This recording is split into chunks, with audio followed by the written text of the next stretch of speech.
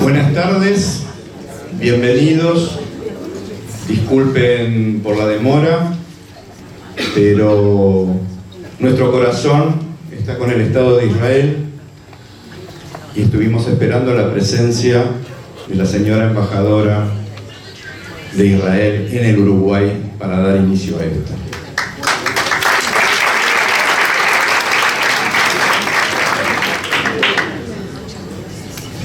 Vamos a alterar el protocolo porque lo que correspondería sería que unas palabras de la embajadora, pero te pedimos disculpas y vamos a tener un plan, así que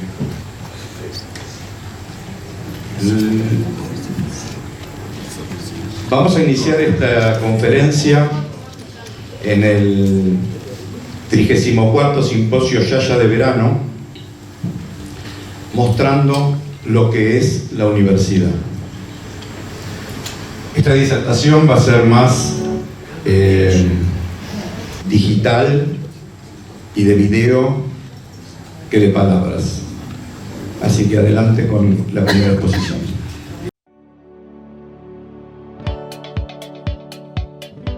Abrir la puerta a nuevos descubrimientos es algo fascinante, especialmente en este último tiempo, donde el mundo puso el foco en la ciencia y nos recordó de su esencialidad indiscutida. La Universidad de Hebrea se encuentra entre las 100 mejores universidades del mundo según los rankings académicos. Desde su fundación, desde hace más de 100 años, sentó las bases para que Israel pueda convertirse en la nación de las startups. Ha cosechado 8 premios Nobel y otras distinciones de prestigio internacional. Sus 315 departamentos académicos alojan a los 24.000 estudiantes de Israel y otros 2.000 de todo el mundo, ofreciendo una amplia selección de títulos. La Universidad de Hebrea sigue fuertemente comprometida con su papel como líder en investigación y se encuentra a la vanguardia de la innovación y el espíritu empresarial, albergando en sus 6 campus más de 100 centros de investigación y 3.800 proyectos en curso. En este sentido, la universidad está particularmente orgullosa de su empresa de transferencia de tecnología ISUM, que se encuentra entre las estructuras de incubadoras más productoras y exitosas del mundo. Ha licenciado más de 530 tecnologías y cada año registra más de 50 nuevas patentes que dan origen a las nuevas startups. Su caso más emblemático es Mobileye, adquirida por Intel, una de las tantas empresas que invierten en la investigación que se desarrolla en Jerusalén. Para mantener esta posición como una de las mejores 100 universidades del mundo, se están llevando adelante varios proyectos edilicios para un mundo mejor. El UJI Tech Park, un complejo que reúne academia y tecnología para formar a quienes serán los próximos protagonistas en esta transformación a una nación de impacto. El Centro Next, que combina la cuántica con la nanotecnología, y el Centro UJI para la innovación, poniendo foco en el emprendedurismo y la necesidad de generar condiciones favorables para el floreciente mundo de las startups. De este modo, la Universidad de Hebrea asume el desafío de lograr impactos positivos en la comunidad y está comprometida en mejorar el mundo haciéndolo más sustentable a través de sus proyectos de investigaciones.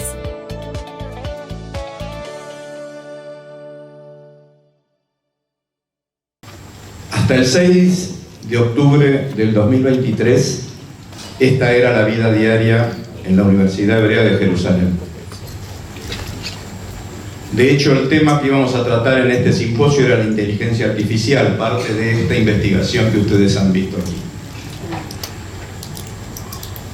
Lamentablemente, el 7 de octubre se produce lo que todos sabemos que fue el peor atentado terrorista del que se tenga memoria desde la Shoah hasta nuestros días. Cruento, salvaje, bestial. Cientos de secuestrados, miles de muertos, miles de heridos, todos ellos en nuestro recuerdo, porque no hay prácticamente nadie que no tenga algún contacto por un primo, por un amigo, por el sobrino de un familiar. Todos tenemos algún vínculo con alguno de los caídos. gente desplazada tanto del sur como del norte por protección. Queremos honrar, como lo hemos hecho anoche, a las víctimas que están vinculadas con la universidad. Alumnos, profesores, autoridades, personal administrativo. Nos vamos a poner de pie y vamos a brindar un minuto de silencio a esta gente caída. Muy bien.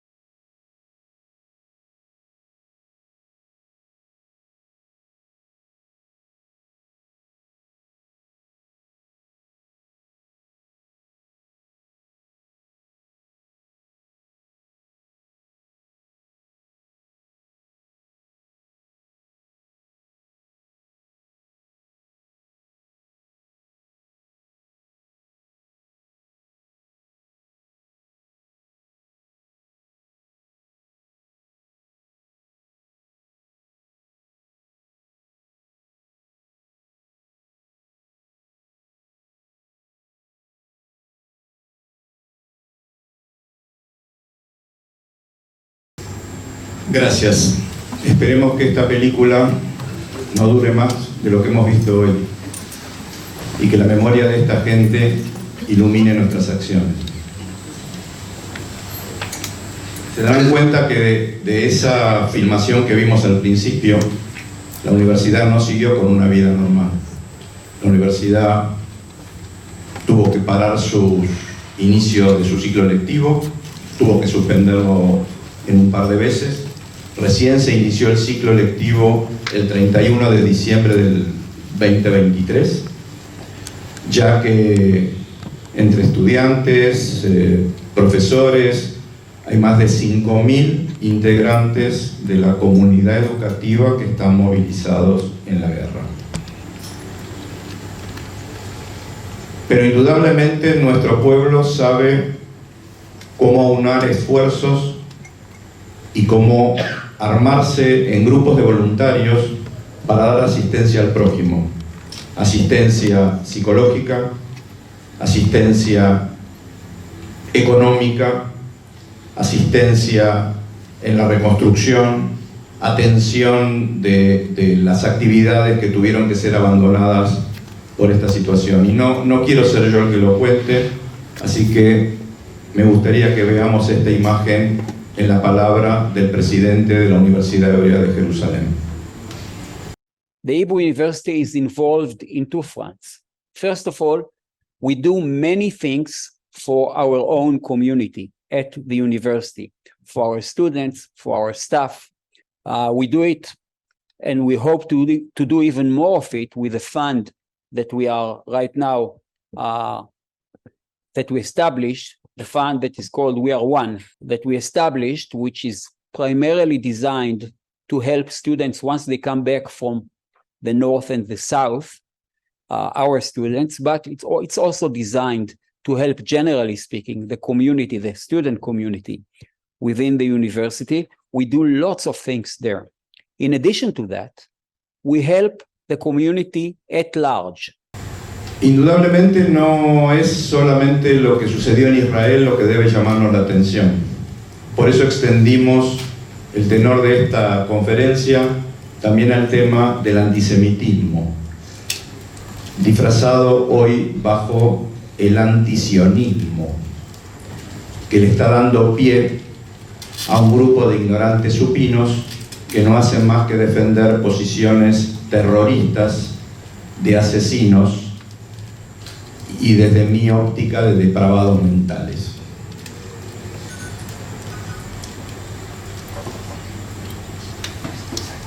Como dije el año pasado,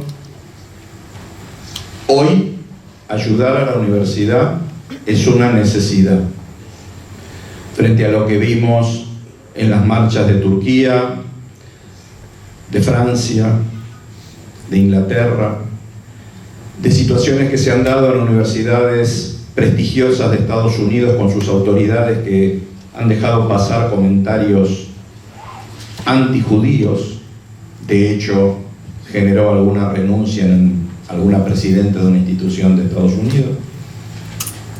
No podemos estar ausentes frente a eso. Por eso también queremos hablar de antisemitismo.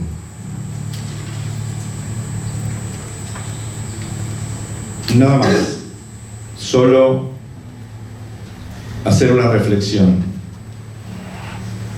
Por ahí va a ser un poco hosco lo que voy a decir, pero así como tenemos nuestra medicina prepaga, nuestra OSDE, nuestro Medicus, ayudar a la universidad en este momento con lo que sea, ayuda también a asegurarnos educación universitaria para hijos, para nietos, para toda nuestra descendencia. Saber que tenemos un lugar en el mundo en el cual vamos a estar protegidos y vamos a poder seguir con la idea del pueblo judío adelante, el pueblo del libro. No abandonemos esta idea. Y como dije anoche, no va a haber ningún 7 de octubre que nos impida tener nuestra existencia en el Estado de Israel. Y debemos luchar por eso. Y debemos alzar nuestras voces para los que aún permanecen secuestrados puedan volver a casa muy rápidamente. Gracias a todos, bienvenidos.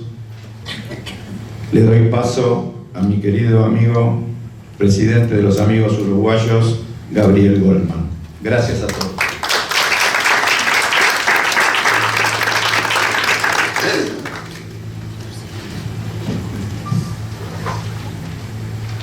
Queridos amigos, son momentos muy difíciles para Israel y para las comunidades judías del mundo, pero estamos todos juntos y nos queremos juntar.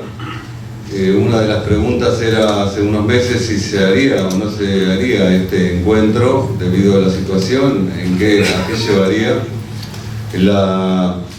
La respuesta la dimos que tenemos que hacerlo, de alguna forma tenemos que hacerlo, tenemos que juntarnos. Apenas pudimos conseguir a nuestro disertante en el primer avión de Lufthansa que pudo llegar a Ben Gurión, que no estaba volando.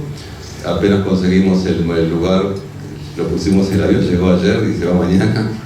Pero gracias que está con nosotros. La frase de We Are One es una frase que la universidad la adoptó.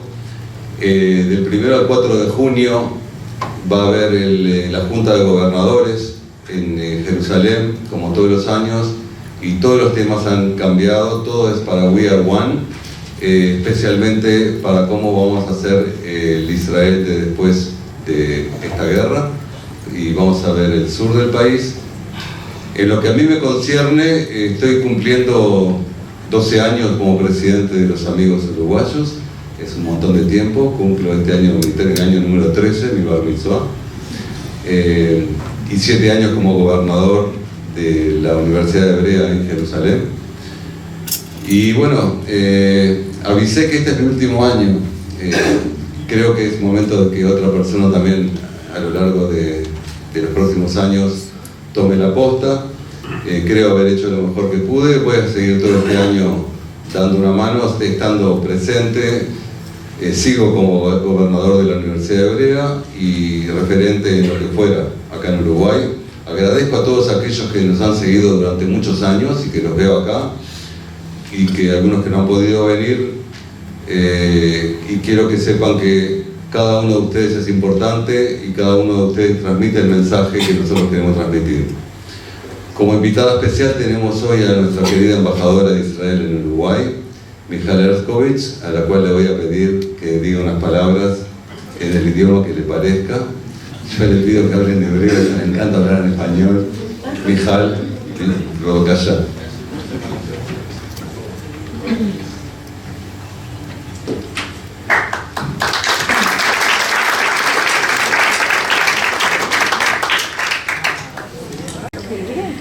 El 7 de octubre comenzamos una nueva página en la historia. Durante los últimos 3 meses, la página se llenó de historias de horrores, de asesinatos a sangre fría, muerte y tristeza, pero también del heroísmo de nuestros soldados que defendían al Estado de Israel, al pueblo judío y al mundo occidental que se opone al terrorismo. Muchos de estos soldados son estudiantes de universidades israelíes que se pusieron a disposición para ayudar a sus alumnos en este difícil momento. Las universidades en todo el mundo son el hábitat natural para el futuro liderazgo.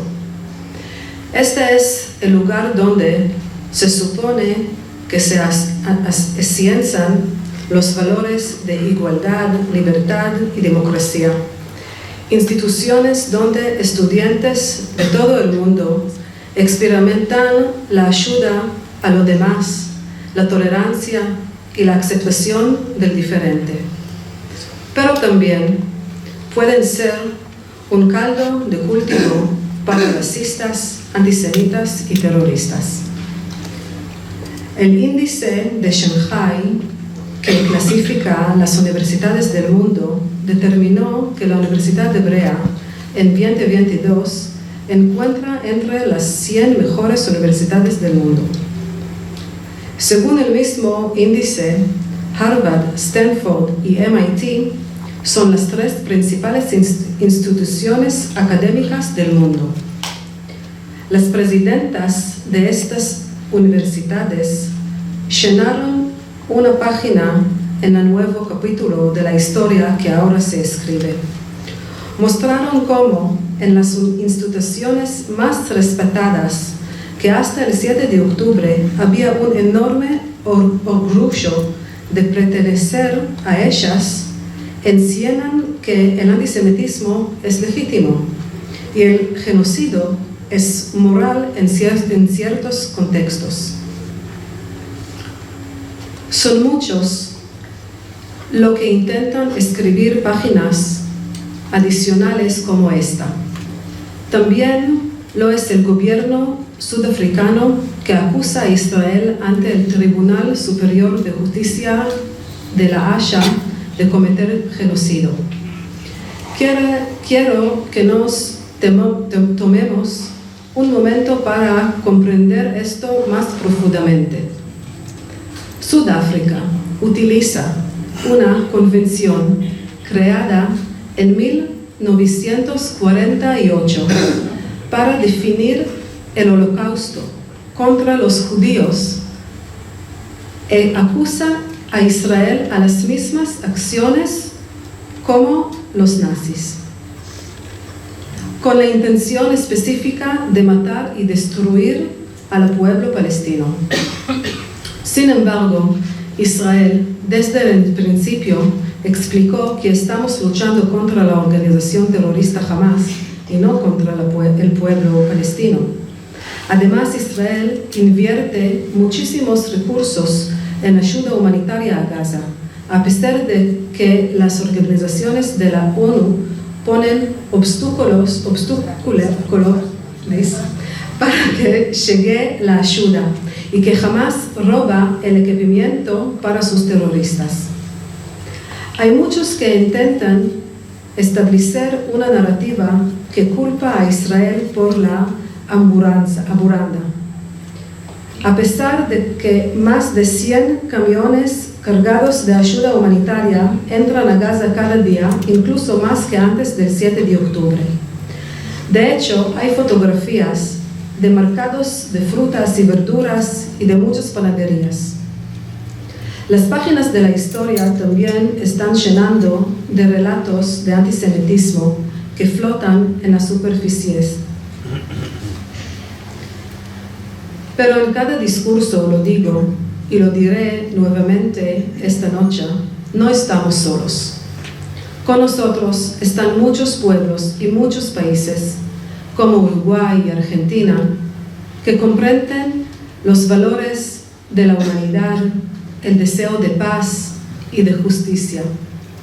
Aquellos que entienden el rol de Israel como primera línea de defensa contra el terrorismo, porque hoy está contra Israel, pero mañana estará contra el mundo occidental. El pueblo de Israel pasó por dificultades y sufrimientos y no se quebró. Esta vez tampoco se romperá. Nos mantendremos firmes hasta que todos y cada uno de los secuestrados regresa a casa. El pueblo de la eternidad ganará. Ahora voy a hablar un poco en hebreo, pero alguien necesita traducirme. אני אגיד כמה מילים על היחסים של ישראל עם אורוגוואי בימים האלה ואיך אני רואה אותם. Unas palabras sobre las relaciones entre Uruguay y Israel. מאז שהתחילה המלחמה, ממשלת אורוגוואי, נשיא של אורוגוואי לקש שפה נקט עמדה מאוד ברורה ועומד ועמד לצד ישראל. Desde que comenzó la guerra, el gobierno de la República Uruguaya y quien está al frente, la calle Pou, tomaron una postura a favor de Israel. אנחנו ממשיכים, היחסים בין ישראל ואורוגוואי נמשכים עשרות שנים. אורוגוואי עמדה לצד ישראל עוד לפני שישראל קמה. Las relaciones entre Uruguay e Israel están firmes. De hecho, comenzaron incluso antes de la creación del Estado de Israel. אנחנו רואים באורוגוואי אחת מהידידות הטובות ביותר של ישראל במרחב של אמריקה הלטינית. Vemos en Uruguay uno de nuestros aliados más importantes dentro de América Latina. ובאמת יש לנו ציפייה שאורוגוואי, כמו ארגנטינה, כמו אחרות, יעמדו בזמנים הקשים האלו לצד ישראל. Y tenemos también la esperanza y la expectativa de que Argentina, Uruguay y algunos otros países estén del lado de Israel. היחסים הם דו-כיוונים. אנחנו לא לוקחים כמובן מאליו את העמדה של אורוגוואי ולא של ארגנטינה. אנחנו מבינים את הסיטואציה שבה אנחנו נמצאים, אבל מפתחים יחסים טובים אחד עם השני על סמך הבנות בין המדינות ושותפות של ערכים במקום הראשון. Nosotros entendemos y no tomamos por como hecho dados que las relaciones con Uruguay son así, de hecho son bilaterales. Y en todo momento nosotros lo que intentamos es continuar con estas relaciones. ב-7 באוקטובר כולנו נכנסנו להלם, כולנו התכנסנו לתוך האסון שפקד אותנו, כולנו דיברנו מלחמה, מדברים רק על החטופים, עושים כל מה שאנחנו יכולים כדי להעלות את זה למודעות, ללכת לתקשורת, וזה מה שעשינו במשך הרבה מאוד שבועות. Desde que comenzó la guerra entramos en un cierto shock y lo que hacemos constantemente es hablar de guerra, hablar de los secuestrados y eso es lo que hacemos frente a la prensa también. בעצם נפגשנו עם כל ראשי השלטון, כל השרים, כל האנשים בתוך הפרזידנציה, במשרד החוץ, וחיזקנו את העמדה לטובת ישראל. Nos encontramos y nos reunimos con todos los mandatarios y con los ministros y los líderes de Uruguay y lo que hicimos es reforzar esta posición a favor de Israel. וגם מול התקשורת, עשינו ביקורים בכל הרשתות של התקשורת, בעיקר עם מי שכותב את החדשות, מי שאחראי על מה שייצא בחדשות, ואנחנו שמחים ששני ערוצים אורוגוואים, ערוץ 10 וערוץ 12, 4 ולא זוכרת, שלחו שני נציגים לישראל, שני כתבים במשך שבועות רבים שסיפרו מה שקורה מישראל. Nosotros también estamos en contacto constante con la prensa en Uruguay, con los que definen qué es lo que se va a publicar, entre ellos los dos canales más importantes de aquí en el Uruguay, y hasta se consiguió que se manden dos periodistas que visiten a Israel para que vean exactamente qué es lo que ha ocurrido. מבחינתנו זה היה שלב מאוד חשוב, שהציבור האורוגוואי ייחשף למידע כמו שהוא באמת היה, ולא מתוך ערוצי חדשות של ספרד, כמו שבדרך כלל קורה. Para nosotros fue muy importante que el pueblo en Uruguay vea de los hechos reales que han ocurrido en Israel y no a través de la televisión española como la mayoría muchas veces lo ve.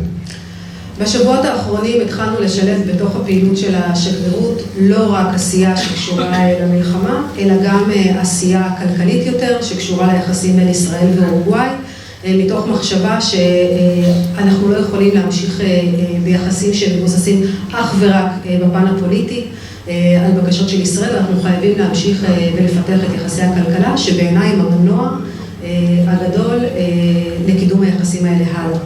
Últimamente nosotros estamos nuevamente invirtiendo en las relaciones económicas entre Israel y Uruguay, no solo las cuestiones políticas y de la guerra, porque vemos que es un punto sumamente importante.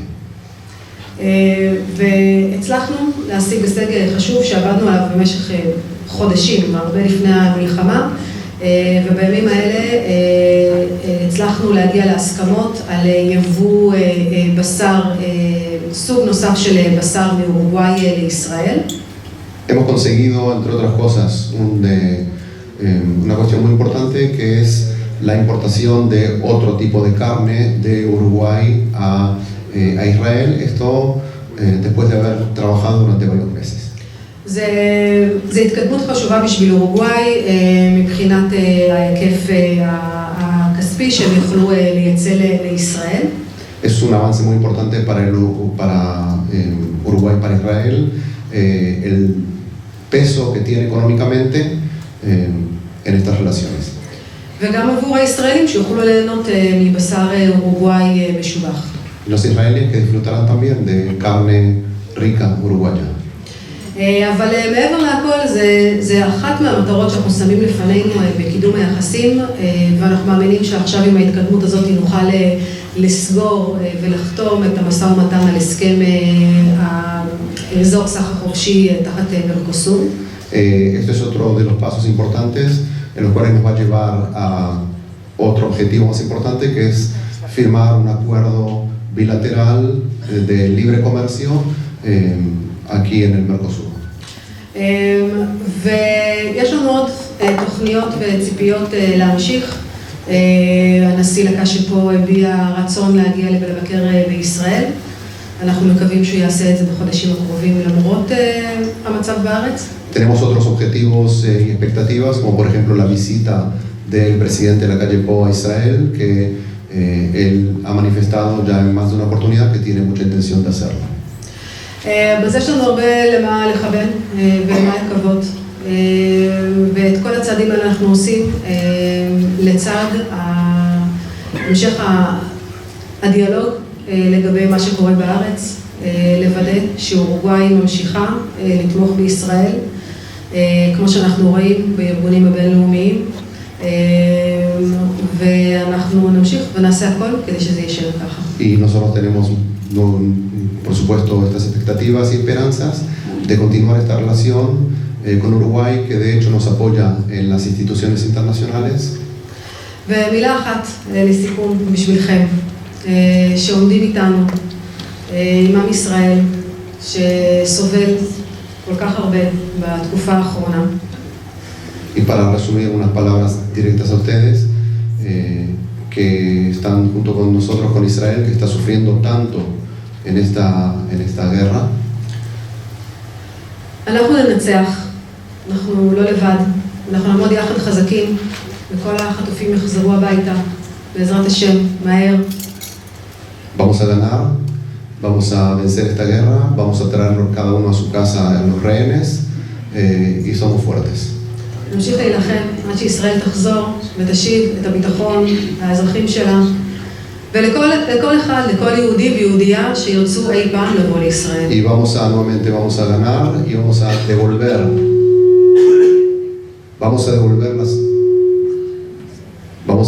seguridad a los ciudadanos de Israel y para cada judío que quiera llegar a Israel, que esté en un lugar seguro.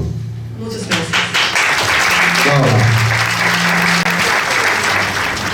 Lo que indudablemente este episodio ha producido es que el pueblo de Israel y los judíos de la diáspora, we are one, seamos todos uno. El profesor que voy a presentar en este momento viajó 15.000 kilómetros en las últimas 48 horas para poder hacer esta disertación hoy. Y en 24 horas más vuelve a hacer otros 15.000 kilómetros para poder volver a estar dando clase en la Universidad Hebrea. Lo presento para que entendamos que, independientemente de lo que está sucediendo, dentro de la universidad se trabaja con temas sobre este conflicto. Y esto es lo que el profesor le transmite a sus alumnos, es su cátedra, es su posición. Arie Marcelo Kakovich es profesor titular de Relaciones Internacionales en el Departamento de Relaciones Internacionales de la Universidad Hebrea de Jerusalén y sustenta la cátedra Chaim Weizmann de Relaciones Internacionales. Obtuvo el doctorado en Ciencias Políticas en la Universidad de Princeton, Estados Unidos, en 1992 y desde 1993 es miembro del cuerpo de profesores de la Universidad Hebrea de Jerusalén. 30 años. 31. Ha sido profesor adjunto en la Universidad de Georgetown desde 2002 hasta el presente y ha enseñado también en la Universidad de Notre Dame en Estados Unidos, en la Universidad de El Salvador y en Flaxo en Buenos Aires, Argentina, en la Universidad Alfonso X el Sabio y Francisco de Victoria en Madrid, España. Es autor o editor de 10 libros y decenas de artículos, muchos de ellos relacionados con los temas de paz en relaciones internacionales, relaciones internacionales de América Latina, globalización, procesos de paz en el Medio Oriente y teoría de relaciones internacionales. Sus investigaciones actuales se centran sobre el futuro de la sociedad internacional y el plan de confederación israelí-palestina como posible solución del conflicto israelí-palestino. Gracias, Ari, por todo.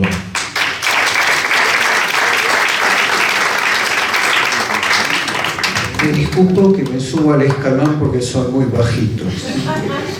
Buenas noches. Sé que tengo media hora, 30 minutos. Son las 8:32, a las 9:02 sáquenme el micrófono y voy a tratar en esta media hora, tengo anotados 6 puntos en esta exposición. Primero empiezo en términos personales. No en estas circunstancias, pero es un gran placer estar aquí en Uruguay.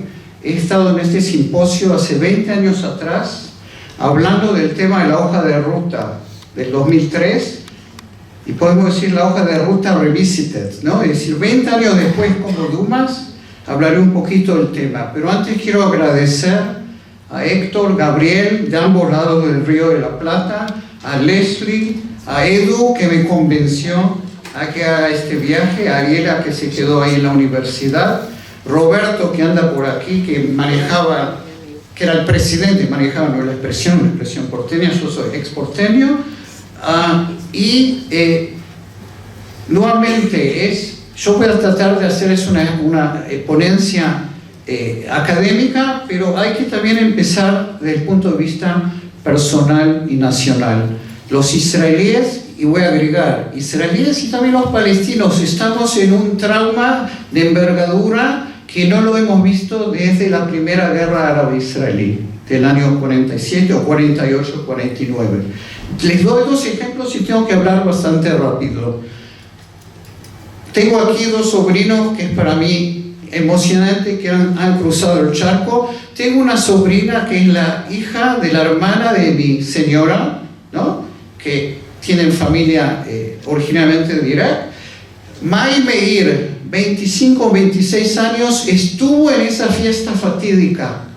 Y lo digo sobrevivió corriendo 4 horas por su vida hasta el Moshav Patish. Y lo digo y me escalofrío. Segundo, doctor Pedro Goldbar, alumno mío, y se llama en el email Pedro el Rojo, ya tienen que ver sus ideas. Él estaba en Nir Yitzhak. Yo el sábado fatídico, el 7 de octubre, me trato de comunicar con él y él me escribe: no puedo hablar contigo. Sobrevivió en el Mamad, en el cuarto blindado con su familia, y a la semana me dice: Aries, yo soy refugiado en Eilat.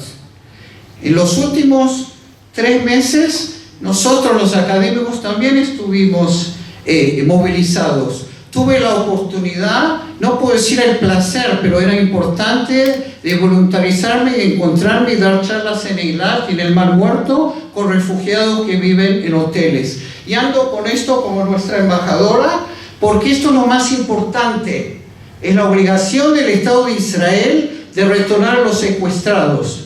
Y lo digo, y quiero agregar, porque estoy en la parte personal y tengo que ir rápido, me disculpo de antemano que no voy a hacer political correct, y como lo dijo Héctor, que yo no estoy representando el gobierno, ni siquiera yo soy profesor 31 años en la Universidad Hebrea, en mi visión y no necesariamente la universidad. Por eso yo creo que como intelectuales voy a ser crítico, y les digo, yo estaba viendo en el avión, he participado, y no soy el único, en 30 eventos, encuentros, WhatsApp. Yo estaba contando a Mirta que tuve un encuentro muy desagradable en WhatsApp con amigos mexicanos, no de la Universidad Hebrea, perdón, me confundo, Asociación Mexicana de Relaciones Internacionales, como que me hicieron un linchado, ¿no?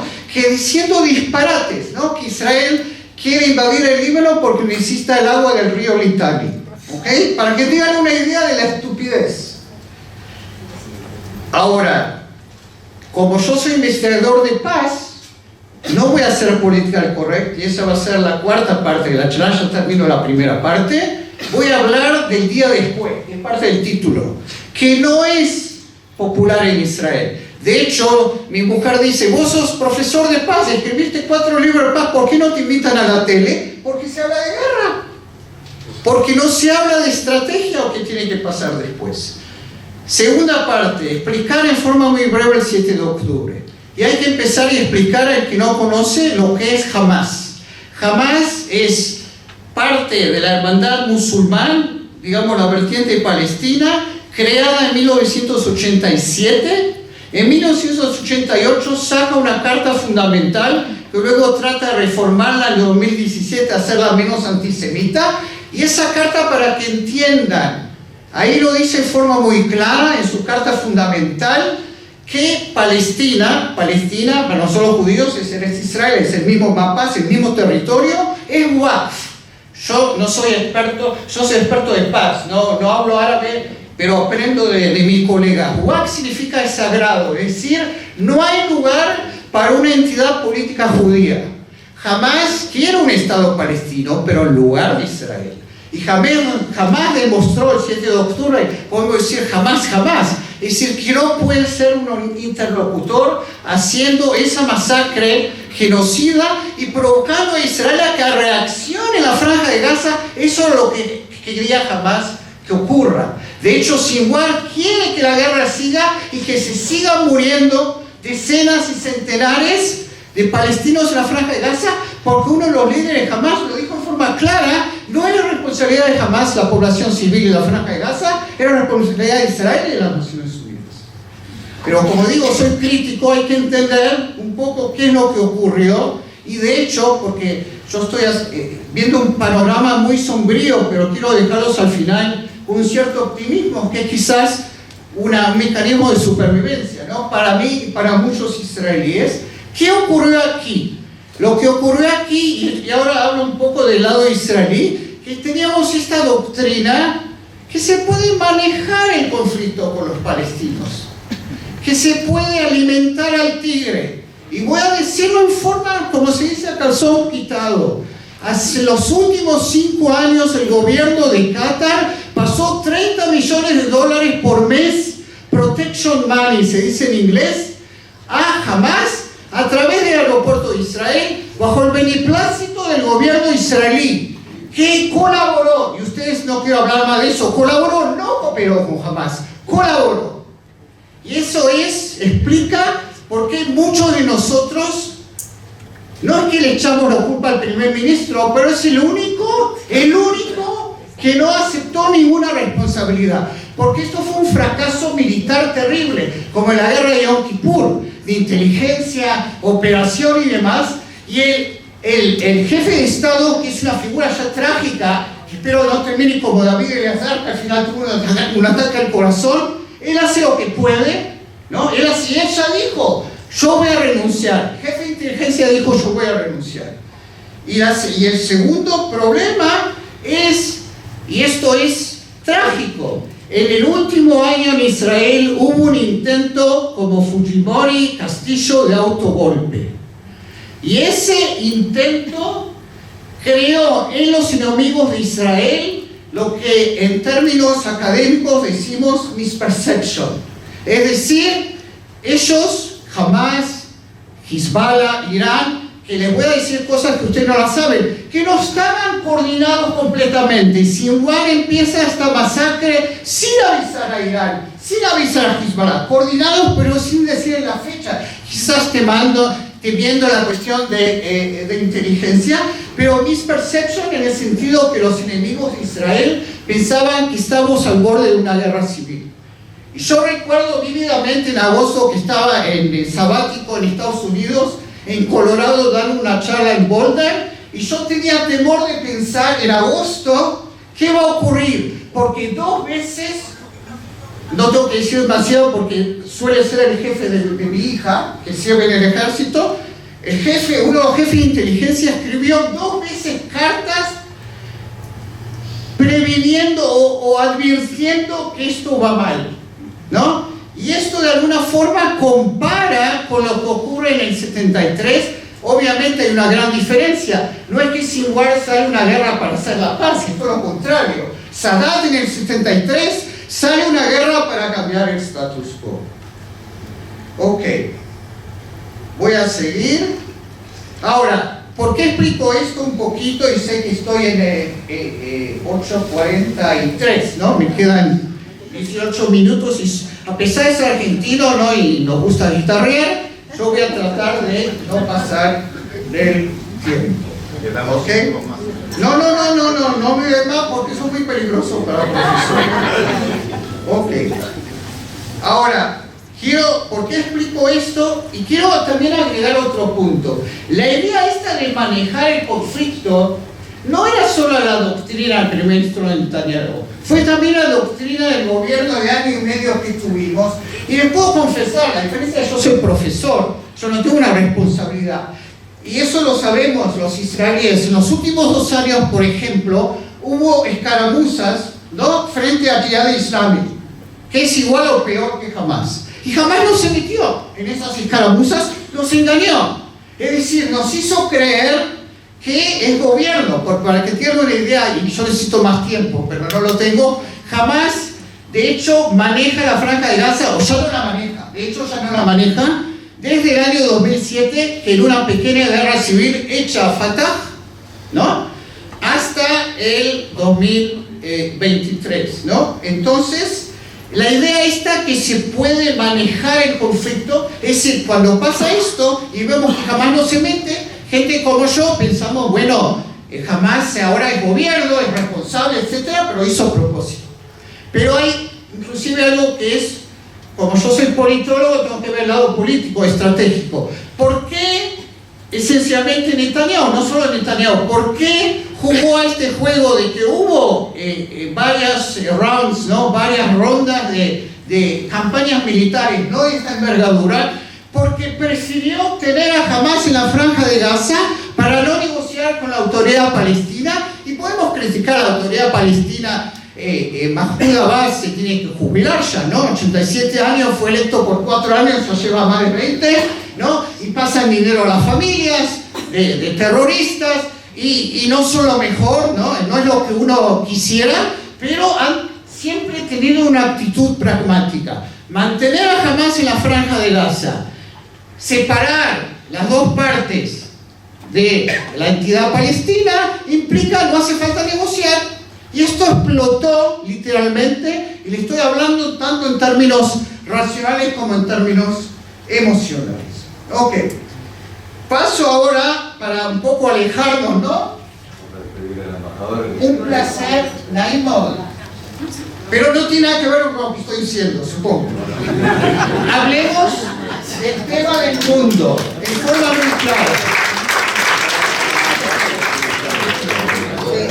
Voy al tema del mundo y después nos quedan... Yo hablo rápido, así que veo que tengo tiempo todavía. Es decir, Israel después del 7 de octubre vamos a tener que reinventarnos. Y de alguna forma no alcancé a agradecer lo emocionante es estar aquí con ustedes. Porque es cierto que somos todos la misma familia y yo digo... Yo digo que de alguna forma el lugar más seguro suena un poco paradójico, ¿no? La voy a llenar paradojas. Para los judíos es en Israel.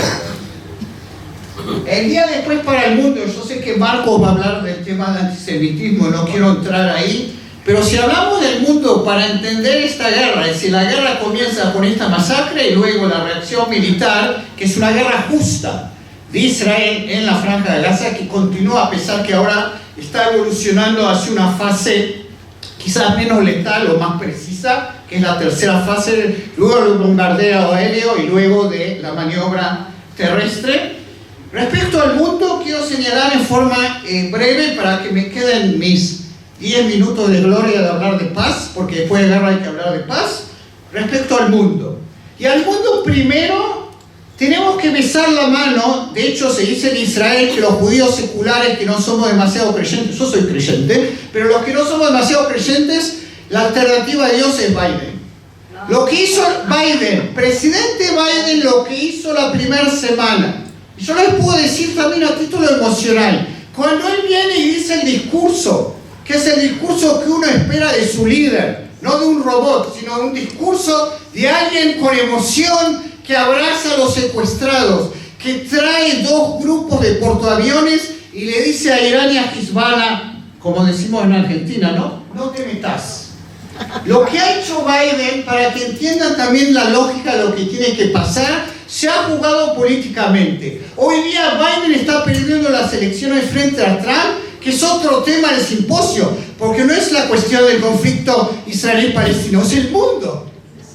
¿Ok? Biden se ha jugado políticamente, tanto por razones emocionales y de moralidad, que eso lo dijo también la embajadora, y estoy seguro lo va a decir también Marcos, que acá, en forma moral, y lo dijo tan claro, no se puede justificar lo que hizo Hamás. Eso no es resistencia, eso es genocidio. Si jamás hubiera sido resistencia, y les voy a dar un dato, dijo, no soy political correct, pues en lugar de haber invadido 22 poblados y masacrado como 800 civiles y 400 soldados, se hubieran tomado 1 o 2 bases militares o secuestrado soldados, no es mi sugerencia, se puede decir guerrilla, quizás. Pero lo que han hecho no se puede justificar. Y estoy seguro, después vamos a seguir hablando, que parte de la explicación es la estupidez, como lo decías antes, Héctor, que ven a los palestinos como David, los ven en forma muy infantil, que dentro de ellos no puede haber mal diabólico, ¿no? Lo peor que pueda haber, y entonces es parte de la explicación. Lo que ha hecho Biden es sin precedentes. Como dije, una actitud moral, también una actitud estratégica, porque lo que Blinken, como se acuerdan Kissinger después de Yom Kippur, ya 5 veces visita la región, trata de formar una coalición contra Irán, que ahí están muchos, inclusive Turquía, que no es nuestro amigo y tiene, Erdogan se le fue la mano con sus declaraciones, lo dijo como Lula, como el Papa, peor que Sánchez, pero de eso podemos hablar, ¿no? Y de alguna forma, de alguna forma en términos estratégicos para Estados Unidos esto es muy importante. Y les voy a decir, el socio más difícil ahora en la misión que Estados Unidos quiere hacer, ¿saben quién es? Israel. o por lo menos el gobierno actual de Israel. Miren lo que hizo Estados Unidos, comparen lo que hizo Rusia y China, que antes de la guerra nos jactábamos que somos los nuevos no alineados. En el momento clave, neurálgico, Estados Unidos nos apoya. Los no alineados no se alinean. Estados Unidos trata de evitar una guerra regional y como lo dijo la embajadora y podemos discutir, yo no creo que el mundo todo está en contra nuestra. Hay una internacionalización del conflicto. De hecho, hoy día tenemos que la gran mayoría de la comunidad internacional está tirando para un lado, que es el lado de una solución política. Creo que me quedan más o menos 12 o 13 minutos, de acuerdo a mi cálculo, que es bastante, casi la mitad, para hablar de los dos últimos temas. Primero quiero hablar del tema preferido. Ustedes son mi audiencia captiva, los veo, me recuerda 25 años yo enseñé introducción y tenía un montón de alumnos, ¿no? Entonces sean mis alumnos en los próximos minutos. Quiero hablar de la guerra a la paz, que era de hecho el tema que le ofrecía a Héctor de la guerra a la paz, ese enero de la posguerra, y de ayer que tenía más jet lag que hoy, pero lo mismo. Me fijé el título no es el texto, pero el título sale bien. Jorge Luis Borges en Ficciones, el jardín de senderos que se bifurcan, encrucijado. Y eso lo voy a explicar en un momento. El día, The Day After, es el título del simposio. Es un tema no popular, como dije hoy día, el gobierno de Israel no quiere hablar del tema. El primer ministro no quiere hablar del tema porque lamentablemente él está haciendo campaña política. Y si él habla del tema y decide qué va a pasar, se le cae el gobierno. Ahora, eso va en contra de todo lo que yo estudié ya, qué sé yo, 10 años, 30 años enseño. Clausewitz, no sé si han oído hablar, Clausewitz, un filósofo militar, general prusiano, él tiene esta frase célebre: la guerra es la continuación de la política por otros medios. No se puede hacer una guerra por objetivos de guerra. Y decir vamos a destruir Hamás suena muy bien y todos queremos que se destruya Hamás. Y de hecho la parte norte de la Franja de Gaza ya está destruida, Hamás ya no es gobierno. Pero la única forma de destruir Hamás es ofrecer una idea política mejor. Ahora, ¿cuál es la base científica? Porque me van a decir, tú estás haciendo propaganda política acá. La base científica es la teoría de la maduración, ripeness. Es el caso en el cual no hay una victoria clara. Lástima que se fue la embajadora. Bueno, ella representa, cada uno hay una división de labor, ¿no? Yo soy el profesor, puedo ser crítico, ¿no? I have news. Lamentablemente, y eso lo escribí en una carta al lector, para mí la única victoria posible es primero devolver a los secuestrados, segundo, que en 5 años venga el príncipe heredero que ya va a ser rey, ¿no? Porque el padre ya se tiene que morir. No quiero que se muera, ¿no? De Arabia Saudita en la Knesset haciendo paz. Esa es la única victoria. Hablar y decir, y estoy haciendo expresiones fuertes, vamos a reventar a Hamás, vamos a destruir a Hamás, suena muy lindo, pero no es factible. Entonces, ripeness significa que ambas partes llegan a un empate doloroso. El empate doloroso de nuestra parte, lamentablemente, ya lo vivimos el 7 de octubre. Después del 7 de octubre, y con todo el amor y el apoyo y la solidaridad increíble que hay en Israel, la sociedad civil, esa guerra no la vamos a poder ganar. Sí, quizás se pueda llegar a una vuelta o un arreglo que jamás no puede, jamás, como estoy haciendo juego de palabras, siga gobernando la Franja de Gaza. Pero la parte dolorosa nuestra ya la vimos. La parte dolorosa del lado palestino, y digo, no voy a hacer política correcta, porque es un hecho, como dije, jamás se beneficia que se mueren civiles, cuanto más mejor, pero para darles una idea, hay 2.3 millones de palestinos en creo que son 140 kilómetros cuadrados, 140 millas cuadradas, pero es 380 kilómetros cuadrados. La mitad son menores de 18 años, el 70% son considerados refugiados, es decir, hijos de refugiados, nietos de refugiados. Ellos están sufriendo también, no solo nosotros. Y eso, paradójicamente, de acuerdo a la teoría científica, me van a decir, bueno, tú estás loco, eso puede crear una oportunidad. Como dicen los chinos, crisis es crisis, también oportunidad. Que no va a salir como iniciativa ni del liderazgo israelí actual o del liderazgo palestino actual, sino empujados por otros actores. Entonces, para explicar, ¿cuáles son estas encrucijadas o estos senderos que se bifurcan? El primero, que es el sendero que, si seguimos diciendo, Israel sigue diciendo no a Hamas, no a Fatah, no a la ONU, la visión es muy simple.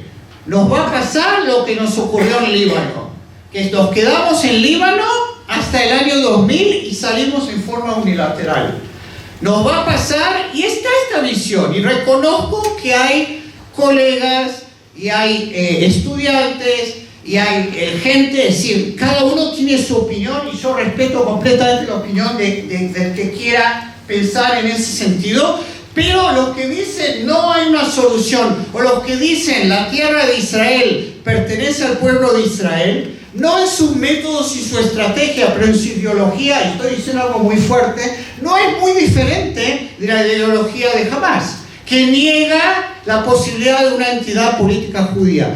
Hamas niega la posibilidad de, perdón, si lo dije bien, es decir, Hamas niega una entidad política judía, y de nuestro lado hay fundamentalistas que niegan la posibilidad de una entidad política palestina. Entonces, ¿cuál es el veredicto? Guerra de siempre. Y hay cosas peores. Tenemos ministros que están diciendo limpieza étnica, o hay cosas peores que aprendí de profesores expertos del tema, como Abraham Sela, Bati Steinberg, hablo solo de profesores de la Universidad Hebrea, ¿no? A propósito, que hablan que si no va a haber alguien que entre y no tiene que ser Israel, esto va a ser Somalia. Esto va a ser, hay yihadistas que no son también nacionalistas palestinos como Hamas, que están esperando entrar en ese caos. Esa es la primera alternativa, la alternativa que para eso no hay que decir nada. ¿Cuál es la segunda alternativa? Que lo está mencionando Héctor, esto es mi trabajo. A mí me ha movilizado un think tank que se llama Mitmin, y yo le pasé a Héctor y a Leslie, está a disposición de ustedes, no es que los quiero convencer. Es la alternativa que dice que hay que empezar a ver un horizonte político.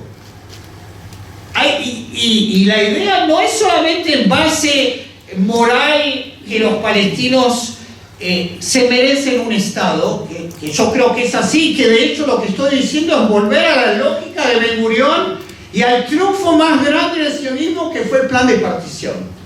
Y el plan de partición del Instituto Tango. El Estado de Israel existe y va a seguir existiendo y va a resucitar, no resucitar porque estamos bien, pero nos vamos a subir, ¿cómo se dice? El albatros que sube de la ceniz, ¿no? Es decir, y de hecho eso va a ocurrir, pero para que eso ocurra tenemos que llegar a una cierta normalidad. Por eso estoy gozando las 48 horas en Uruguay, porque ustedes son un país normal. Y yo lo que digo, hay que latinoamericanizar el conflicto israelí-palestino. Y con eso me refiero a que sea como una especie de disputa territorial. Ahora, ¿cómo se llega a eso? Pues recomiendo, lean en inglés lo que dijo el presidente Biden. Escribió en el Washington Post en noviembre, hablando de Rusia-Ucrania, que no mencioné. Rusia feliz con esta guerra, ¿no? Lo mejor que le podía ocurrir. China feliz con esta guerra porque compete con Estados Unidos. Y lo que Estados Unidos dice, y yo quiero también sumar mi opinión, y después me quedan 3 minutos para las conclusiones, es que si no hay un horizonte político empezando por el final, o a lo que hay que llegar, pues read my lips, ¿no? Y acá van a ver que yo no soy ingenuo, es al revés. Yo les garantizo que ningún país árabe, ninguna organización internacional, la ONU no es nuestra preferida, obviamente, pero nadie va a entrar a la franja de Gaza y poner un centavo, y ahí hace falta 50 billones de dólares, no un centavo, sin saber qué va a pasar después. Entonces, la idea, y acá vuelvo, ¿no? Empezando a terminar para no acaparar el tiempo, es un poco back to the future. Lean la hoja de ruta del 2003. Yo siempre digo a mis estudiantes, hay que reciclar los planes de paz. No hay nada nuevo bajo el sol, como decía Eclesiastés. Es obvio, y acá estoy de acuerdo, inclusive con mi gobierno, con Biden, que la autoridad palestina actualmente, a pesar, para que sepan, ya está en la Franja de Gaza, está pagando salarios de miles, ha pagado hasta el 7 de octubre la luz, la electricidad, el agua que Israel daba a la Franja de Gaza. La autoridad palestina tiene que reformarse. Capaz, yo no sé, no digo que es Mandela, pero lo digo para que tengan idea, hay un líder palestino que está 20 años preso, no es Madre Teresa y no es ningún santo, pero alguien tuvo sentido común en los servicios de seguridad hace 20 años en la segunda intifada que no lo targeting, ¿no? Que no lo eliminaron. Y ese señor no es tan corrupto porque estuvo 20 años en la cárcel, no tuvo tiempo de ser corrupto, se llama Marwan Barghouti. Y se habla que capaz que él pueda tener la legitimidad de manejar un proceso político. Entonces la autoridad palestina no, la idea es empezar con un proceso de transición de varios años, y voy a decir nuevamente cosas no políticas correctas. Hay evidencia, lo mejor sería bajo el beneplácito de las Naciones Unidas, capítulo 7. Eso ocurrió en Timor del Este, eso ocurrió en Kosovo, eso ocurrió en Bosnia. Y si los rusos van a meter a los yanquis, porque no hay mucho cariño entre ellos, quizás la Asamblea General bajo el beneplácito de Estados Unidos, Israel y la Autoridad Palestina. Para empezar con eso, y esa es mi idea, y puedo seguir, pero tengo que parar un ratito, salir a una conferencia de paz, como ocurrió en Madrid en 1991, que es esencialmente ceremonial, pero la ventaja de una conferencia de paz que no hay que esperar hasta que haya elecciones. Porque ustedes van a decir, para que esto ocurra hay que cambiar el liderazgo en Israel y en la Autoridad Palestina. Yo estoy de acuerdo, pero no sé si va a ocurrir mañana a la mañana, y no hay demasiado tiempo. Una conferencia de paz puede poner una agenda clara de cómo entre una fuerza internacional de paz que reemplace paulatinamente al ejército israelí y que comience negociaciones de paz cuando el blueprint es muy claro. Y lo que es muy claro, y ¿saben a quién puedo citar? Puedo hacer trivia. ¿Quién fue el primer ministro en junio del 2009 que habla a favor de un Estado palestino demilitarizado en la medida que se reconozca a Israel como el Estado nacional del pueblo judío? ¿Cómo se llama ese señor? Benjamin Netanyahu. Surprise, surprise. Después va a decir, no lo dije, no, lo dijo, ¿ok? Ahora, de hecho, es decir, eso es parte de la agenda y la forma de convencer. Ustedes saben que una de las razones que se dice que esta guerra ocurrió era porque en la prehistoria, cuando el primer ministro aparece en la ONU y suena mucho como Shimon Peres, ¿no? El nuevo Medio Oriente, estamos al borde de la paz con Arabia Saudita. Arabia Saudita sigue teniendo un interés de hacer la paz con Israel, pero es muy claro, eso va a ser parte de un package deal. Nosotros, todos los que estamos a favor de paz, estamos a favor de los acuerdos de Abraham. Entonces, eso puede ser posible. Suena ingenuo y realista, pero de hecho es realpolitik. Es realpolitik. Piensen que la única forma de Israel de mantener seguridad fue haciendo la paz con Egipto, la paz con Jordania. La paz es la única forma de garantizar seguridad. Me tomo 2 minutos para la conclusión. Como dije, yo acá y hago el juego en contra de Hamás y a favor de 2 estados. Yo creo que no hay una contradicción, al contrario. ¿Por qué estoy también en contra de que haya mañana a la mañana un cese de fuego? Si hay un cese de fuego que deja a Hamás en pie, pues todo el derramamiento de sangre y toda esta tragedia fue el divino botón. Y la única forma de reemplazar a Hamás y el apoyo que hoy tiene Hamás, que es cierto, 70-80% de la población palestina esencialmente nació en Jordania, porque no están pagando el pato. Apoyan a Hamás porque lo ven como los que dieron la lección a Israel y no pueden aceptar las barbaries genocidas que hizo. Y el ejemplo es Europa. Por eso, en otro contexto, si quieren invitarme en otra oportunidad, pues se puede hablar de la idea de la confederación, que es una idea más sofisticada y más complicada que 2 estados, que es el ejemplo de Europa. Los que me dicen esto no es posible, piensen, Francia, franceses y alemanes, se quieren, se aman. ¿Ustedes piensan que la paz es una cuestión de armonía y amor? Armonía es solamente en matrimonios buenos y no todo el tiempo. En relaciones internacionales no existe eso, perdón. Ahora, entonces, de hecho, la idea es que la única forma de vencer a Hamás como idea es presentar una idea mejor. Y les puedo decir para concluir, y me estoy pasando solo 2 minutos, que no está mal, ¿no? Ya que me vine de Jerusalén, los aprovecho 2 minutos. Es, de hecho, la idea para concluir, política uno no elige entre bueno y malo, sino entre malo y peor. Lo que quería decir, retomo mis pensamientos, es que la idea de un proceso de paz que ahora estaría patrocinado por prácticamente toda la comunidad internacional salvo Irán y salvo los extremistas de ambas partes, de nuestra parte y de la otra parte. De hecho, eso nunca se probó, porque el proceso de Oslo, que se lo insulta, se lo dice está enterrado y sigue vivo, ¿no? Porque así como hablamos, Israel sigue cooperando con la Fuerza de Seguridad de la Autoridad Palestina en lo que pasa en la Cisjordania, por eso la Cisjordania no explotó. Jamás pensaba que lo que ocurrió el 7 de octubre va a llevar a una reacción en cadena, ¿no? Que eso es otro tema, si quieren preguntar, estoy invitando a preguntas. Hezbollah no es una guerra total. Lo que digo, el problema del proceso de Oslo es que no se define a dónde se tiene que llegar. En los acuerdos de Oslo, que todos los acuerdos firmados con la OLP, no figura el tema Estado palestino. De hecho, esa es la alternativa que no se adoptó. Y vuelvo a la encrucijada, al jardín de senderos que se bifurcan.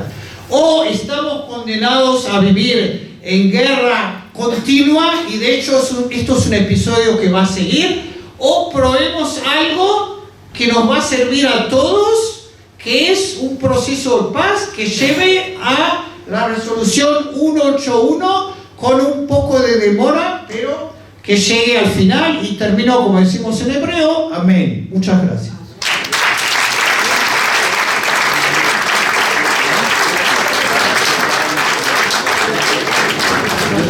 Agradecemos a Ariel su clase magistral. Y bueno, tenemos el segundo tema ahora por delante. Voy a presentar al contador Marcos Israel. El 1 de septiembre de 2022, Marcos asumió como titular del Consejo Directivo de la Institución Nacional de Derechos Humanos y Defensoría del Pueblo, ocupando el cargo de presidente. Fue cofundador de la Coordinadora Nacional contra el Racismo en Uruguay en el año 2000. Integró la Comisión Nacional Honoraria contra el Racismo en los años 2007 a 2012.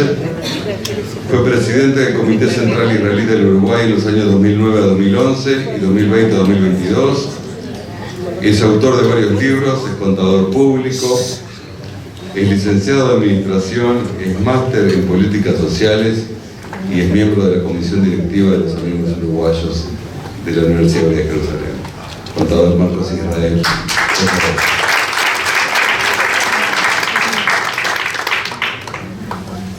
Bueno, buenas noches para todos. Es un gusto estar con todos ustedes una vez más, hablando de estos temas. La verdad que me hubiera gustado que el simposio hubiera sido de inteligencia artificial. Era un lindo tema.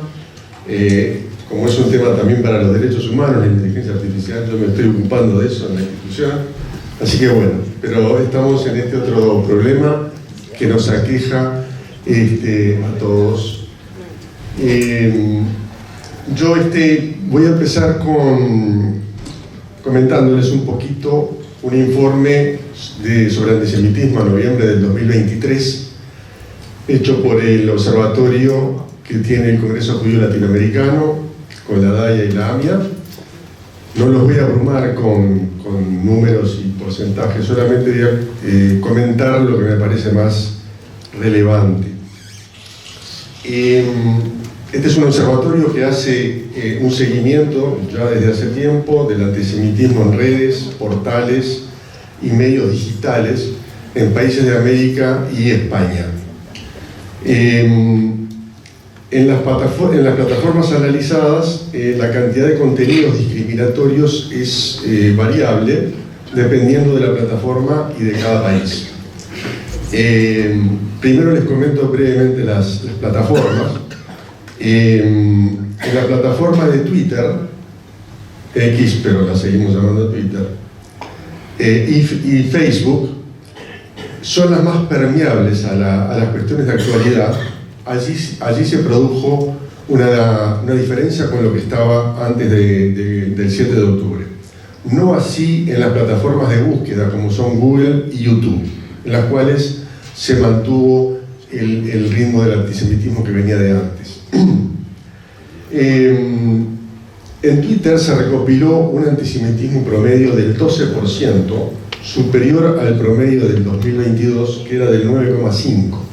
Es decir, que se incrementó en un 25% en este periodo. Gracias. En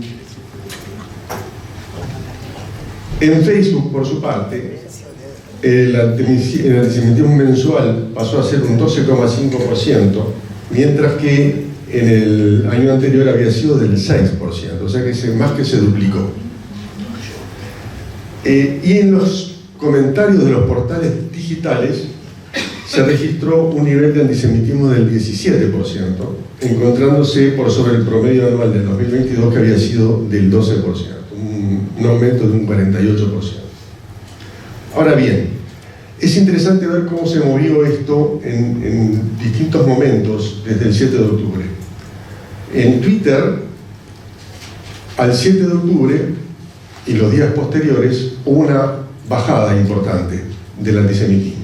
Es decir, que el hecho de los atentados, del ataque de Hamas, repercutió de alguna manera favorablemente para nosotros. Pero apenas empieza la respuesta el 14 de octubre de parte de Israel, del 7% salta al 24%. Y se mantiene ahí casi todo noviembre, hasta que sobre la última semana de noviembre, cuando se produce la primera entrega de rehenes, vuelve a bajar.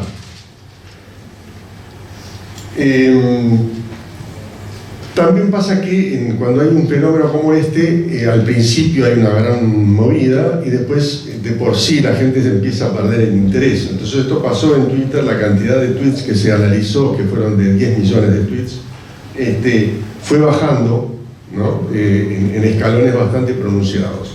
Desde la primera etapa, esa del 7 al 10 de octubre, hasta las etapas siguientes fue bajando. Bien.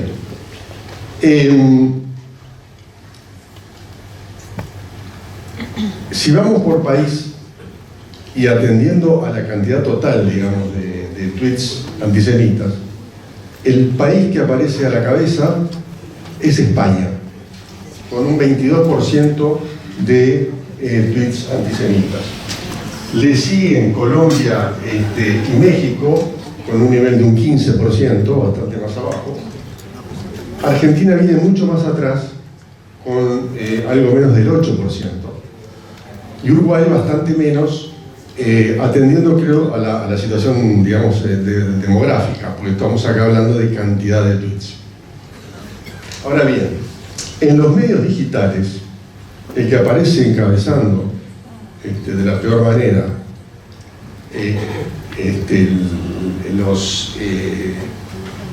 las expresiones antisemitas es Uruguay,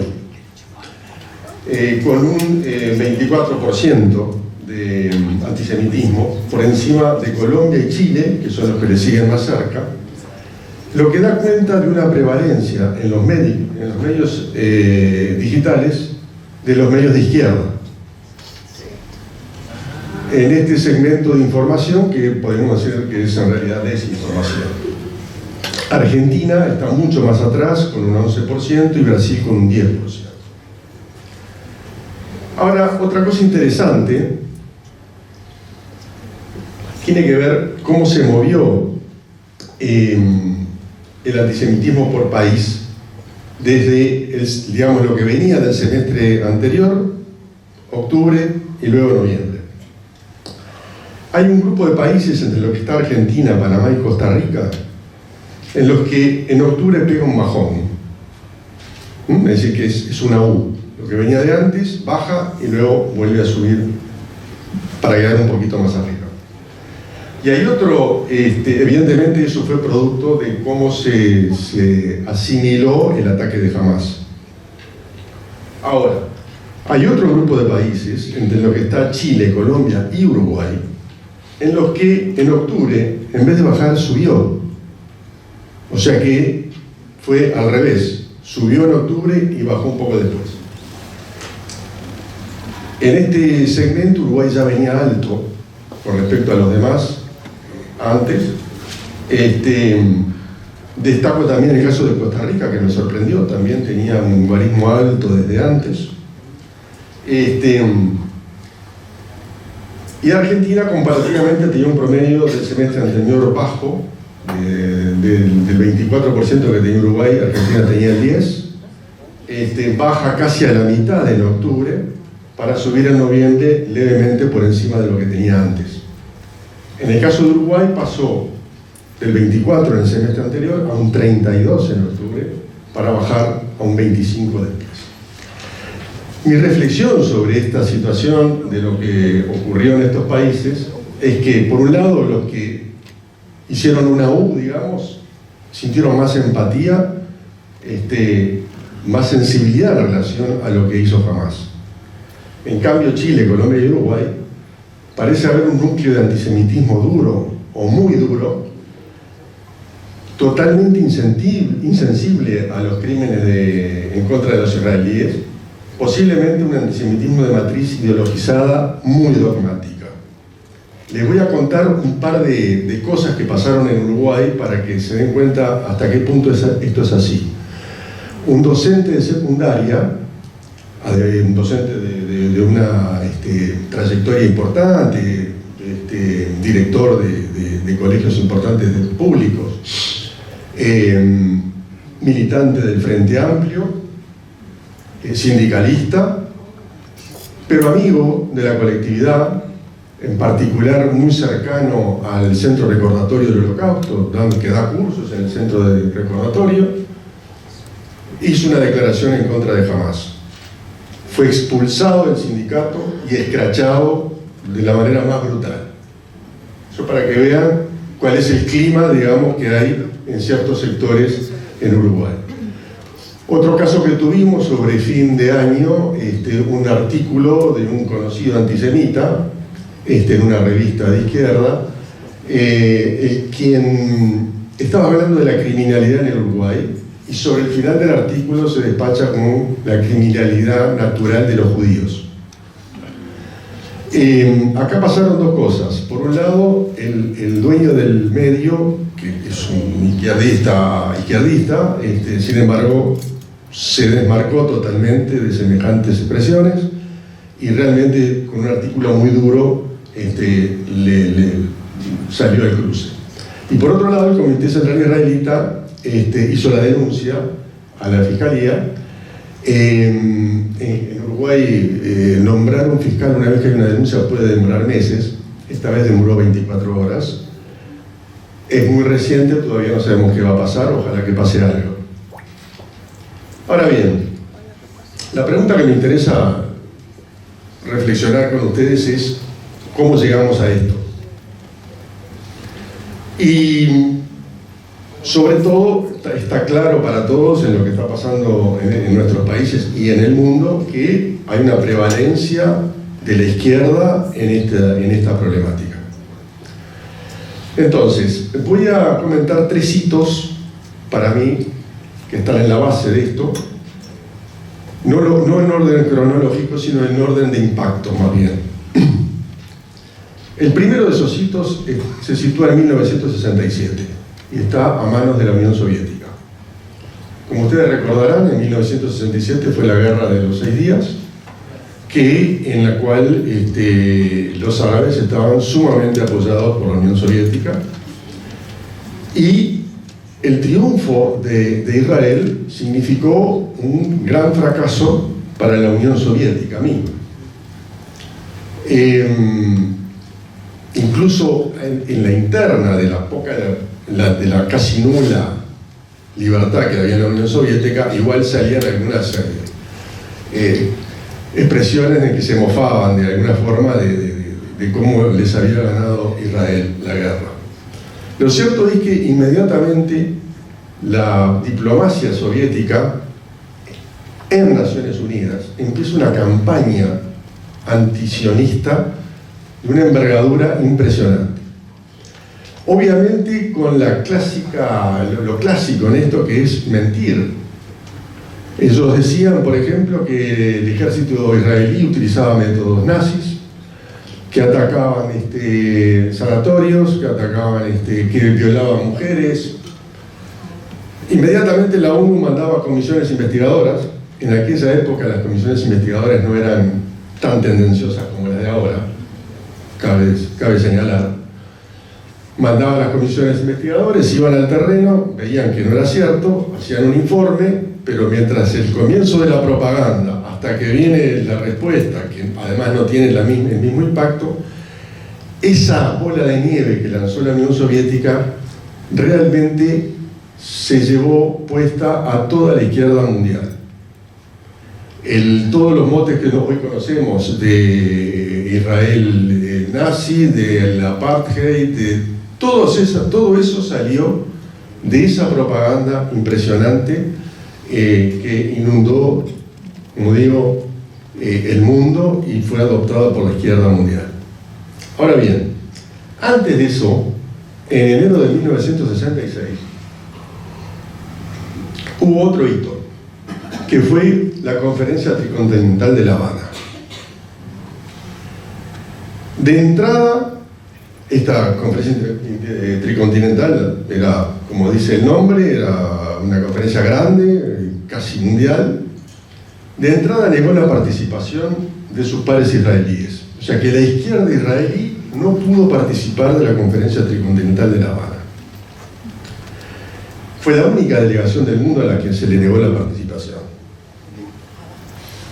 En su declaración de la conferencia habla de territorios ocupados, que en ese momento no había, evidentemente se refería al territorio de Israel en sus fronteras de 1949. Algunos hitos del contenido de la conferencia.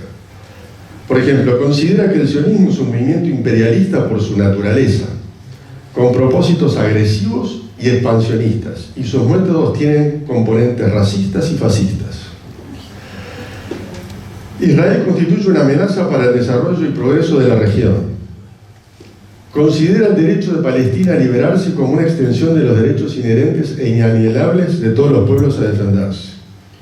Condena el movimiento sionista y la existencia de Israel en el territorio ocupado de Palestina. Pide el rompimiento de las relaciones políticas con Israel, su bloqueo económico y cultural y expulsión de las organizaciones internacionales. Condena la conspiración de los imperialistas de los Estados Unidos, Alemania Occidental e Inglaterra para promover a Israel apoyándolo y suministrándole armas destructivas. Esto es especialmente mentira, porque a esa altura Estados Unidos todavía no le había vendido una bala a Israel, Alemania no se había metido, Gran Bretaña fue la que promovió la guerra del 48, o sea que todo esto era súper mentira. Pero bueno, estaba acá puesto de esa manera. Condena enérgicamente la inmigración masiva a Palestina, o sea, la GIA. Apoya plenamente a la Organización de Liberación de Palestina en su lucha por la independencia y llama a todos los comités nacionales y organizaciones a ayudar y promover a Palestina material, financiación, etcétera, etcétera, etcétera. Justo es decir que algunas voces disidentes hubo en la izquierda en ese momento, en Uruguay, en Argentina y en Italia. En el caso de Uruguay, una carta firmada por una serie de personalidades de izquierda marcaba su distancia con la no invitación de la izquierda israelí. Después todos compraron el paquete.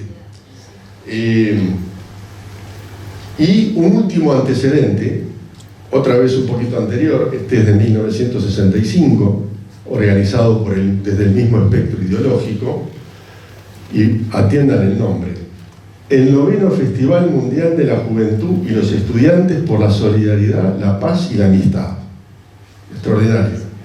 Realizado en Sofía, Bulgaria, concurrieron 1.500 organizaciones de 135 países. Solo las organizaciones de jóvenes israelíes no fueron aceptadas.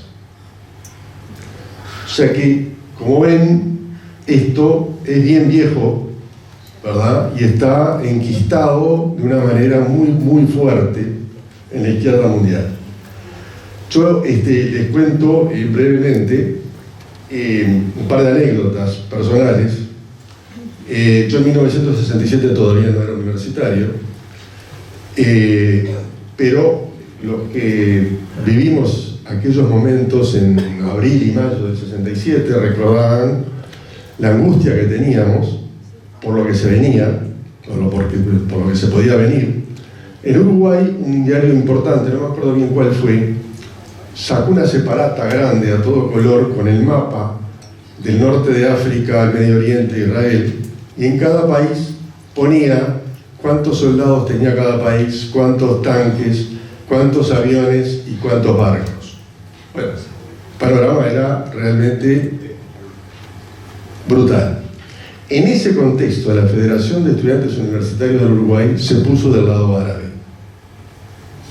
No había territorios ocupados, no había nada. Al año siguiente, ahí sí yo ya era estudiante universitario, iba a las asambleas, participaba. Poco en la segunda mitad del año se produce la invasión de Checoslovaquia por parte de la Unión Soviética. Y a raíz de eso se produce una asamblea multitudinaria en mi facultad, en el Paraninfo de la universidad, que es como un teatro, para discutir la posición de los estudiantes. Y arranca la asamblea, como solía suceder, con 15 oradores ya anotados de antes, uno tras otro justificando la invasión soviética de Checoslovaquia. Fíjense, 55 años después, esta misma Federación de Estudiantes no dice una palabra de la invasión de conquista de Rusia y se pone del lado árabe en este caso. O sea que esto ha sido algo que se ha mantenido en el tiempo de esta manera. Ahora bien, yo quería agregar una pregunta que es: ¿qué hemos hecho nosotros de nuestra parte? Sin sacarle ningún mérito al antisemitismo, ¿no? Sin exculpar de ninguna manera a los antisemitas, ¿verdad? Pero ¿qué hemos hecho nosotros al respecto de esta problemática? El sionismo nace fundamentalmente como un movimiento de izquierda. Algunos estudiosos ponen, digamos, como principio, digamos, de este movimiento ya con esa tesitura al Partido Coalición de Bielorrusia de 1901. Y hay un hecho muy interesante que pasa solo 5 años después de ese tronco que al principio estaba muy unificado.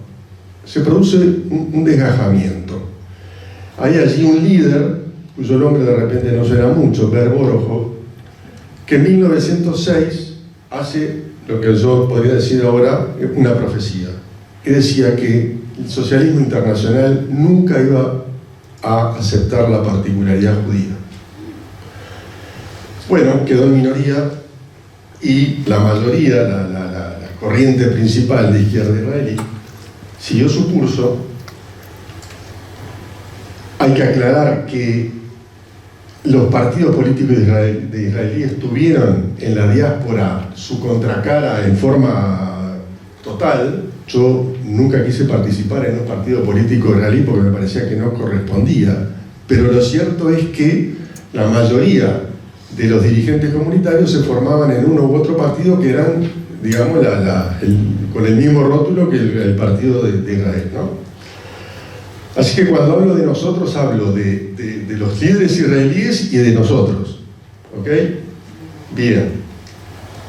El hecho es que esta corriente principal de izquierda, inclaudicablemente, desde aquella época hasta ahora, creo, buscó la aceptación del socialismo internacional.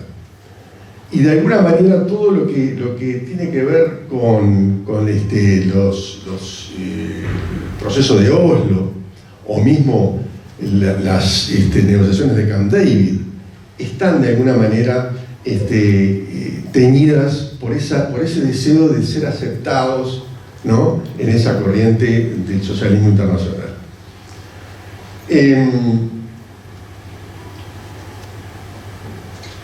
Yo cuando, de paso digo, para que sepan bien desde qué lugar hablo yo en aquella época era simpatizante de Paz Ahora, Shalom Akshab, era simpatizante del Meretz, que era el Partido Socialista Democrático, con la característica de que no agitaba las banderas de la lucha de clases. Así que digo, no es que lo estoy mirando desde la vereda de enfrente, digamos, ¿no? Entonces, cuando se produce el fracaso de Camp David, yo recuerdo, digamos, el entusiasmo que teníamos, estábamos exultantes, la paz estaba a la vuelta de la esquina, estaba ahí, ya está, el ofrecimiento que se les hizo. Cuando Arafat dice que no, yo personalmente sentí que se me cayó una venda. Dije, bueno, acá hay algo que no entendí, que no lo sé y que lo tengo que buscarlo. Así que de ahí en adelante empecé a transitar ya más como investigador de la situación, a ver qué encontraba. Cuando escribí mi segundo libro, que lo empecé a escribir cuando empezó las tratativas de cese del fuego de la Segunda Guerra con Hamás en 2014, que apenas empiezan las negociaciones, yo dije, necesitaba escribir. Y el subtítulo del libro, el título del libro se llama Guerra Israel-Hamás, y el subtítulo es Hacia una nueva confrontación.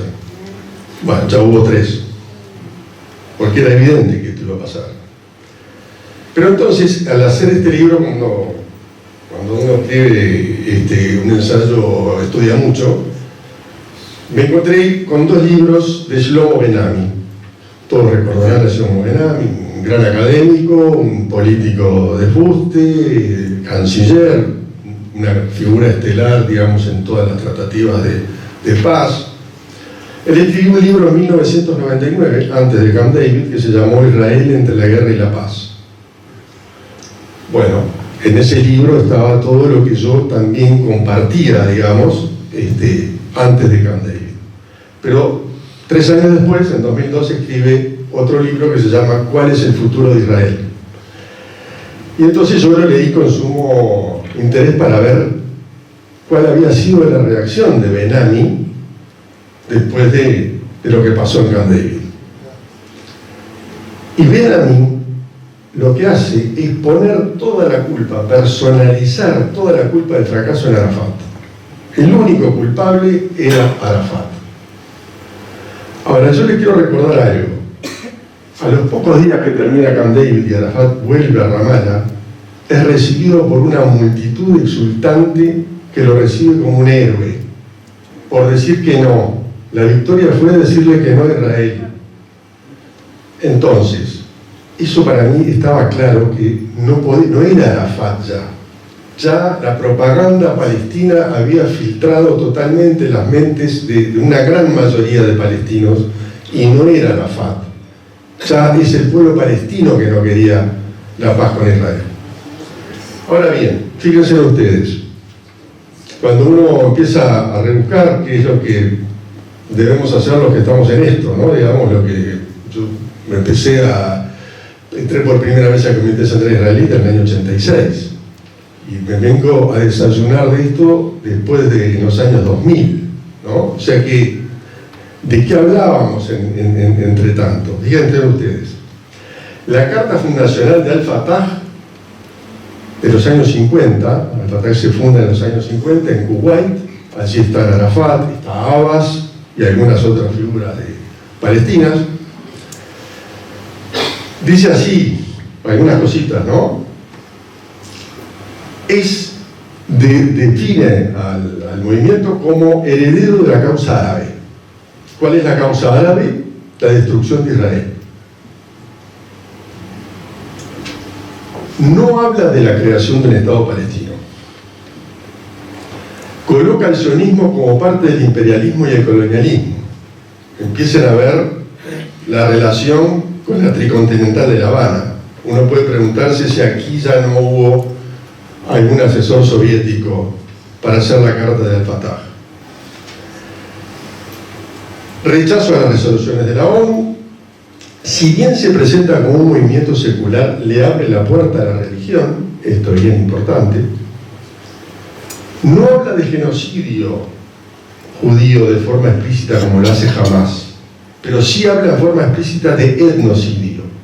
O sea, decía que se propone erradicar el sionismo en todas sus formas, incluso culturalmente. Esto que le hemos escuchado decir a Abbas, los judíos no son un pueblo, no son una cultura, son solo una religión. Abbas lo sigue repitiendo hoy, 70 y pico años después de haber ayudado a hacer la carta fundacional de Al-Fatah. La lucha armada como único camino, la oposición total a cualquier arreglo. Todo esto está en la carta de Al-Fatah. Ahora bien, en 1964 se funda la OLP, en la cual Al-Fatah tuvo mucho que ver, pero sobre todo la OLP se nace con el patrocinio de los gobiernos árabes, empezando por Egipto, que era el principal, Jordania, que ayudó mucho, que trabajó mucho. Entonces, de nuevo, la causa árabe, la necesidad de eliminar la existencia de Israel. Arranca con una evocación al Todopoderoso, o sea que incluye más fuertemente la cosmovisión religiosa. Habla de guerra sagrada hasta victoria completa y total. Por supuesto, el territorio de Israel es parte integral e inseparable de la nación árabe, de la cual habla siempre la nación árabe. Tiene una característica muy interesante, que la de generar una doble mística. Una mística positiva palestina y una mística negativa sionista. Yo no sé si ustedes recuerdan al embajador palestino Akel, que estuvo en la Argentina y venía también a Montevideo, nos visitaba a veces. Y él, cuando en las conferencias empezaba saludando en nombre de Jesús palestino. Ese señor, que tenía realmente una pluma muy, muy elegante para escribir, era esa cosa, digamos, de la contrahistoria, ¿no? De generar un relato basado en mentiras, con un objetivo político, que era legitimar lo palestino y deslegitimar lo sionista. De nuevo, la verborragia que vimos en la conferencia tricontinental está toda, la podemos encontrar perfectamente en la carta fundacional que se llamaba el Pacto Nacional Palestino de la OLP. De Hamás, todos lo conocen, creo que más. Ahí sí se habla de un genocidio judío. Por supuesto que no hay ninguna chance para ninguna negociación. Y una cosa que me parece interesante subrayar: estos tres pilares, que son los pilares actuales de los palestinos, de la representación política palestina, convergen totalmente. Y en ninguno de estos tres aparece la posibilidad de dos estados. No existe la posibilidad de dos estados en este panorama. Entonces, ¿por qué es importante esto recalcarlo y por qué, digamos, tiene que ver con lo que hemos hecho nosotros? Ellos tienen una base maciza, sin fisuras, totalmente consentida por todos, sobre la cual hacer una propaganda diaria, día por día, año tras año, década tras década. ¿Qué tuvimos nosotros? Sobre la verdad de nuestra historia, sobre la verdad de lo que ellos han escrito, porque todo esto está escrito. No hemos sido capaces de tener una postura maciza, sin fisuras, para hacer una contrapropaganda adecuada. Hemos tapado la verdad de ellos con un manto de ilusiones. Cuando hablamos de dos estados, ¿dónde está el interlocutor para los dos estados? No existe ahí. Decía acá Ariel que en el futuro habría que cambiar totalmente el liderazgo palestino. Es decir, es evidente que con este liderazgo no existe ninguna posibilidad de hacer nada que no sea en la guerra. Entonces, del lado nuestro, y vuelvo a repetir, no solamente de los políticos israelíes, de las dirigencias de nuestras comunidades, a las cuales yo he pertenecido por una cantidad enorme de años, y he conocido no solo las de acá, sino las demás, no hemos tenido esa postura maciza de deslegitimarlos a ellos por lo que ellos dicen. No tenemos que inventar nada, es solamente decir lo que ellos dicen. El genocidio que está escrito, el etnocidio que está escrito, la inexistencia total de Israel, todo está escrito. Sin embargo, lo hemos tapado con lo políticamente correcto, vamos a quedar bien con aquel y con aquel otro. Bueno, hemos fracasado, evidentemente. El antisemitismo está volando. Está volando. Si nosotros no ponemos arriba de la mesa lo que ellos dicen, lo tapamos nosotros con ilusiones nuestras, con ese deseo de paz que tenemos, que está bien, es genuino, todo lo tenemos, pero tenemos que ser realistas. Ellos no lo tienen. Entonces va a ser necesario que, quizás, como decía Ari, elementos desde el exterior, yo sé que dentro de las cosas que parece que están discutiendo Blinken y otros es, bueno, le pidieron la renuncia a Abbas, y sí, Abbas tiene que desaparecer, no es un interlocutor, no puede serlo, tiene que desaparecer Al-Fatah con esta carta, tiene que desaparecer la OLP con su pacto nacional, tiene que desaparecer el Hamas con su carta fundacional, que es un horror, o sea, porque no solamente el genocidio de los judíos, dedica 3 artículos a describir obsesivamente su totalitarismo. O sea, nuestros dictadores locales son aprendices al lado de estos.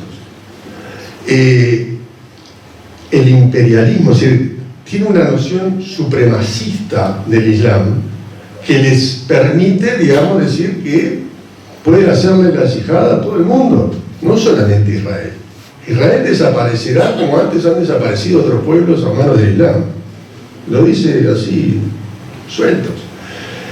Entonces, evidentemente, estamos yo me preguntaba, bueno, desde el año 86 hasta el 2000 y pico, cuando me empiezo a encontrar con esta documentación, digo, ¿qué estuvimos haciendo? Estuvimos tratando de quedar bien con todos los partidos políticos locales, pero nunca supimos decirle, mirá contra qué estamos luchando. Entonces yo creo que ahí tenemos que cambiar nosotros, tenemos que entender que lo que hicimos ya no sirvió y tenemos que hacer otra cosa. Realmente nuestro discurso de toda la vida va a tener que modificarse para enfrentar el antisemitismo, porque si no, la propaganda de ellos no tiene enfrente una propaganda adecuada que lo contenga. Muchas gracias.